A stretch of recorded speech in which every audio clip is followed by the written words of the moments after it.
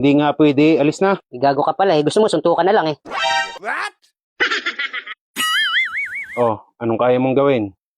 Marami, sir. Kahit ano. Gaya ng Depende, sir. Kahit ano nga. Matalino ako eh. disqualified. Bakit, sir? Matalino ka eh, bobo lang pwede. Ay, ganun? Sir, tanggapin nyo na ako. Kailangan ko po ng pera. Hindi nga pwede, bobo ka ba? Hindi, sir. O alis. Anong klase yan? Grabe naman yan. Wala kayong puso. Sana mamatay na buong pamilya nyo.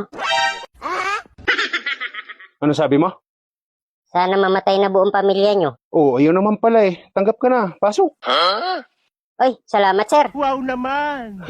Yan ang gusto ko, nandadamay ng pamilya. Next. Uy, sabi ko next.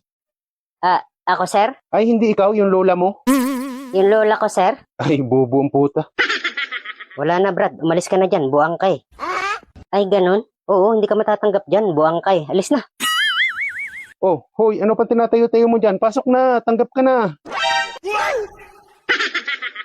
Ako, sir? Oo, ikaw nga, pasok na. Wow naman! Sana all. Bobo ang puta. Pasalamat ka, bobo ka, natanggap ka agad. Oh, next. Bobo ako, sir. Hindi pa kita tinatanong. Ay, sorry, sir. Oh, ano bang kaya mong gawin? Mahilig ako mamula, sir, ng mga pangit. Wow ha? Tsaka, sir, mahilig ako mambintang. Good, isa yan sa hinahanap ko. Paano ka ba nang bibintang? Ay, iba ako mambintang, sir. Pinapakitaan ko agad ng ebidensya. Disqualified.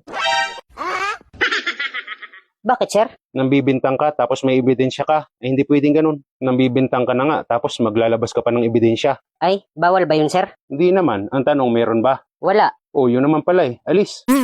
Eh, ano kaya maganda gawin, sir? Alis na, magtatanong ka pa eh. Disqualified na nga. O di wag, tangina mo pala eh. Ano sabi mo? Tangina mo, sir. Nagmumura ka ba? Mahilig ka magmura? Oo, sir. Oh, yun naman pala eh. Ano pa yung tinatayo-tayo mo dyan? Pasok na, tanggap ka na. Ay, salamat, sir. Ayos to ah, mahilig magmura. Tang inang yan. Next. Oh, anong kaya mong gawin? Ako, sir, mahilig ako magbasa ng mga paliwanag. Doon ako naniniwala eh. Lalo na kung may resibo. Disqualified. Bakit, sir?